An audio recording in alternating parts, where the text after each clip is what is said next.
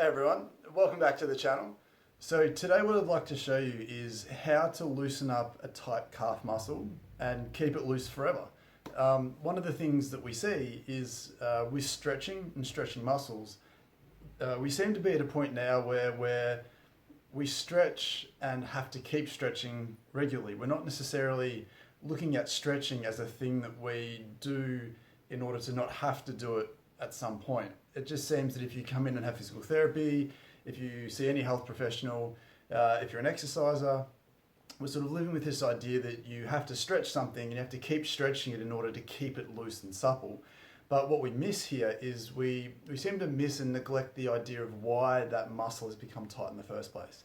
So I just want to cover that before we get into these exercises, because I think it's really important. So, and if you've been paying attention to the channel, you may have seen maybe a week or two ago, we put out a video on how to stretch your hamstrings and keep them loose forever. And we spoke about the link between a tight muscle and some dysfunction somewhere else that asks that muscle to be tight. So if we're consistently stretching that muscle, which in this case is the calf, if we're always doing a calf stretch, and the calf stretch that we'll go through in a little bit isn't anything special, but it's the thinking and the exploration around that which makes the difference. So again, if you've got a tight calf, we need to make sure that you've got one or two exercises that you can do that make you feel like it frees up in an instant and feels looser straight away. So you can do these before you exercise, you can do them after you exercise, you can just do them day to day, and you should genuinely feel like your calf is immediately looser afterwards. So we need the skill to be able to make that happen straight away. But then again, we need to have the conversation after that or before that that says, well, why has this calf muscle become tight in the first place? So what we'll talk about first is we'll go through those reasons and we'll chip away at some things to hopefully address those reasons, and then we'll do the calf stretch at the end. Excuse me. So one of the things that we see, and I see specifically with calf tightness, is can be a reflection of two things. The first is a stiff ankle. The second is a stiff lower back. And the second part of that, the stiff lower back, often seems a bit strange because your back's all the way up here and your calf couldn't almost be further away, to be honest. But anatomically, there's nerves and a lot of sort of fascial connections between your spine and your calf muscle. So the first exercise is going to be a way to free up your lower back. Now, the sciatic nerve, which a lot of people know about, the nerve roots, the origin of that nerve is the base of your spine. And those nerves, sort of the nerve roots form the sciatic nerve and go straight down the back of your leg. When it gets to the knee, it branches off into two parts. It becomes sort of the tibial nerve, and there's a perineal sort of aspect. So a lateral aspect, or the side of the shin area, gets its own nerve. But there's a thick nerve, the tibial nerve, that goes down through the calf muscle. And what can happen is if your lower back is stiff and tight or dysfunctional in some way, it doesn't have to hurt, but if it's dysfunctional and not functioning as well as it could, it can pull a lot of neural slack and functional slack, for want of a better term, out of that calf muscle, asking it to be tight, whether that's to stabilize the nerve because the back's dysfunctional, whether that neural tension being sort of, as the back sort of stiffens and tightens and the nerve gets pulled a bit tighter, that calf muscle becomes tight as well. So the first part of this equation, in order to keep your calves loose forever, is to make sure that you're on top of your back mobility. And a really easy way to do that is either with a foam roller or a ball. Again, we've gone through how to use a ball and a foam roller to free up your back in the past, but we'll use the foam roller today. So again, we're looking at the bottom sort of section of your lower back. So right down the base where your pelvis is, but also up towards where the base of your rib cage is. That sort of section in here can get stiff and can sort of pull a lot of the slack out of that nerve that makes the calf tight. So again, we want to make sure that we figure out which one of these two things, whether it's the ankle or the back, are the main limiting factor for you. So all we want to get you to do is just gently have the roller underneath you and just recline backwards with your bottom up in the air. Now, again, you can have a pillow behind you if you want to, but the idea here is you just want to either slide your legs out or drop your hips down. And we're just looking for some areas that feel a little bit stiff and tight. So again, if you've seen these videos before, you can bias one side. So I can roll my body across to this side just to bias the left side of my spine. I can go to the other side and do the same thing on the right side. And again, what we're looking for here is you want to compare the two sides and say, well, look, which side feels more restricted, which side doesn't sink in as easier. We're not as interested in which side feels the most tender, although it can be important, but for the purposes of this, we're looking for stiffness and tightness. And then once you've decided which side you feel needs some TLC, again, it doesn't have to be the same side as a particular calf. If both calves are tight, then you might find, again, one part of your back is stiffer than the other. Once you've found that spot, we just want you to stay here. Just relax, let your pelvis sort of drop down, let the foam roller press into these stiff joints in your back. Stay here for 30 seconds, a minute, however long you feel you need to feel like it starts to give. And then once you've done that, you just want to move it up a tiny little bit higher. And you just want to keep sort of hunting up and down, looking for spots that feel stiff and tight for you, and spending enough time on them so you feel like they start to give. Now, as we've talked about before, we're not as interested in rolling up and down because we're trying to get some specific pressure on very isolated parts of the spine, which are your joints. So if you're rolling up and down over your back, you're sort of glossing over a lot of the stiffness instead of specifically pushing through sort of individual sections of your spine. So from a back mobility perspective, being able to mobilize your lower back is crucial to allowing your calves to loosen.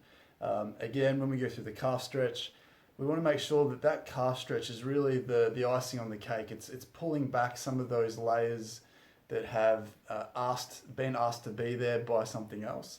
So clearing up the lower back and then going after the ankle like we're about to can give your calf muscle permission to stay loose. Because one of the things I think we find with muscle tightness these days is because it's so common, because calf tightness is so common, we don't look at it as interesting or unusual anymore. It's just a thing that a lot of people have, or if you do have it, you don't necessarily think of it as anything that's overly threatening or needs to go away. But we know that calf tightness can be linked to a lot of other things, including knee pain, ankle pain, and a whole range of other things. So, and more importantly, it robs you of athletic function. So you just can't be at your athletic best if your calves are tight. So we want to wipe that slate clean. So freeing up your back is a great place to start. Second part of the equation is an ankle. So if your ankle bone is stiff, the ankle joint is stiff, and it's a bit rusty. So when you try and bend your shin over the top of your foot, what we basically see is if you can't express full range of motion through the joint, then the calf itself can get tight through compensation. So, and what we often notice is we see calf tightness as a limiter of ankle range of motion, but because ankle stiffness doesn't necessarily have an overt symptom attached to it, we miss it. And calf tightness has an obvious pull associated with it. People know what a tight muscle feels like, but a stiff joint just stops moving. It doesn't have an overly obvious sensation to pick up on. So we want to make sure we go after that. So again, we've gone through this exercise before with the banded calf stretch. So all we want you to do is have a band of some sort of at the base of your ankle here. In an ideal world, you'd have the band going backwards. Unfortunately, I can only attach it to something just off on the corner here. But the idea is with the band going behind us, we want to keep our foot flat, we want to bend that ankle as far as you feel comfortable. And what the band does is it hooks into the joint capsule.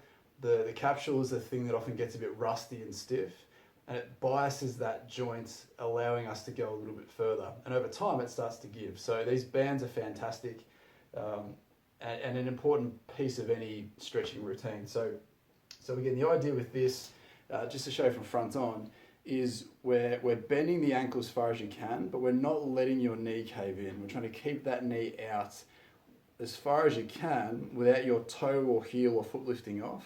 We're trying to stretch it out, not in a forward plane, but almost like a rotational plane, out sort of on a 45-degree angle, because your ankle has rotation in it. So if you don't rotate, then your body's always trying to find a way around that stiffness. And again, it can cause the calf muscle to tighten as it's trying to tolerate that change in load. So we just want to spend some time here. So you can stay here for 30 seconds, 2 minutes, whatever you feel comfortable with. You can oscillate in and out of that just to try and, in a nice way, force the joint to move better.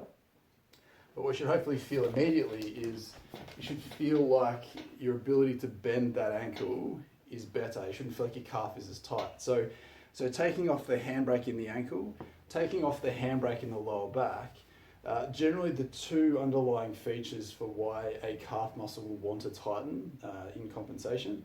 So once you are confident that you're addressing those things, we then obviously want to make sure that we're freeing up the calf itself. So as I said, this isn't an overly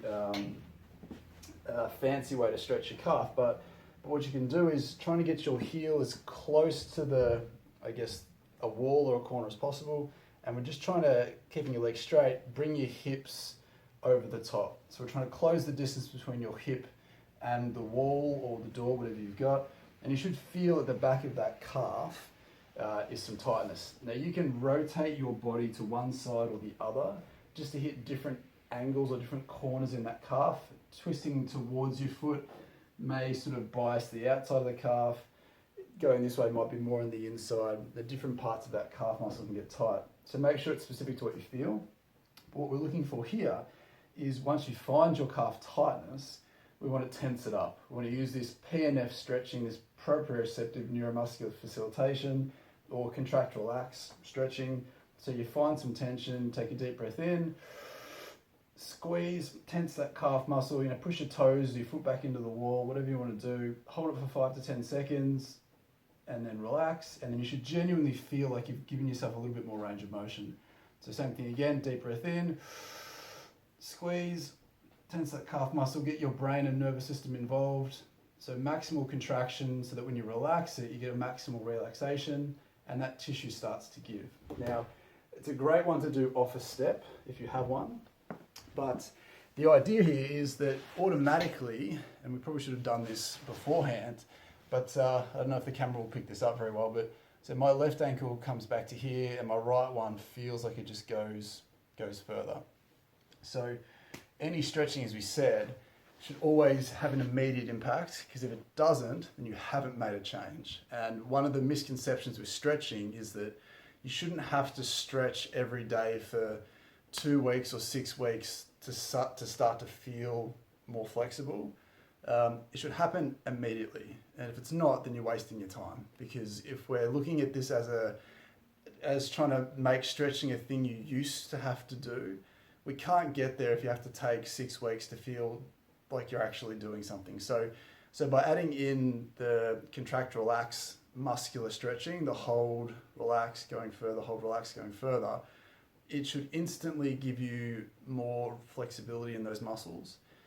Going after the joint of your ankle with a band should instantly make you feel like the joint moves better. Going after the joints in your spine with a ball or a foam roller should instantly make you feel like your joints are moving better. Again, if you haven't felt that, you haven't made a difference. So either you haven't quite hit the right spot, or there's just a part of the exercise that you haven't quite done correctly. So, but we want to set a high standard, because clinically and when you see us, we want to make sure that you walk out feeling different. And if you don't, then you need to let us know, because you should. There should always be something going, something positive to hang your hat on. So in terms of the calf itself, the final thing just to touch on is we know that a stiff spine, a stiff ankle can be the catalyst that asks that calf muscle to tighten up in the first place. The two quick things to touch on to sort of reference a stiff back and a stiff ankle is why they become stiff. So if you're de-stiffening your back, de-stiffening your ankle, but still doing certain things that cause them to re-stiffen, then again, that cascade of events can keep that calf being tight. So just from personal experience and clinical experience, the single biggest cause of ankle stiffness is heeled shoes or flip-flops or thongs, depending on where in the world you are. So any heeled shoe is the exact amount of ankle range you don't get access to. So we're not just talking a women's heel, we're talking like a men's business shoe, a running shoe, a sneaker. Anything that has a difference between the front of the shoe and the back of the shoe is bad for your ankle flexibility long term. And if you spend any length of time in those shoes, your ankle range of motion will start to reflect that over time. There's no way around it unless you're constantly trying to stretch your ankles and sort of stretching it more than it's stiffening. But ideally, we want everyone in a flat shoe if you have the mechanics to tolerate that. It's a story for another day, but just to plant that seed, a heeled shoe tends to rob you of that ankle stiffness, cause those calf muscles to tighten. Same thing with a flip-flop or a thong. Having to hold on to that with your big toe changes the mechanics of your foot, compromises the function of your arch, and as a result, the ankle joint gets stiff and the calf can get tight. So addressing those things is important to make sure that your ankle doesn't re-stiffen and your calf gets tight.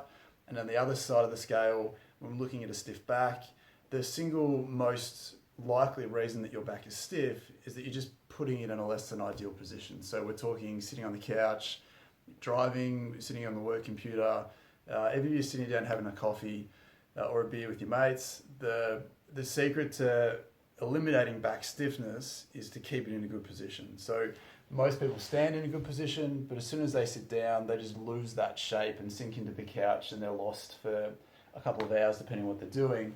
Those joints get stiff over time because, again, they're being asked to based on the load that's going through them. So again, if you're trying to free your back up and you want to keep it loose, you've got to make sure that you're then backing that up with good positioning. Otherwise, it's just an uphill battle. So again, stretching a calf probably sounds a little bit more complicated than it should be, but ideally, just stretching your calf will never get rid of that muscular tightness unless you're having a conversation about the other things that ask that to be there. So hopefully that's some useful information. If you enjoy the video, please leave a like below. It just really helps support it and helps the channel grow, helps it sort of come across more people organically. And we'd appreciate if you consider subscribing as well, just so that you can be notified or you're more aware of seeing the content that we put out. We're trying to get through one each day or as close to that as possible. Again, basing on sort of real things that people talk about, real things that we talk about with patients in clinic. So again, if you have a specific issue that you're dealing with, please feel free to let us know. Either write it down in the comments or where this video is shared to, just let us know because we do read it and we will respond. And if it's a valuable piece of information, we'll make sure that we do a video on that as well. So appreciate you tuning in. Again, let us know how you go. But until next time, we'll see you soon. Bye.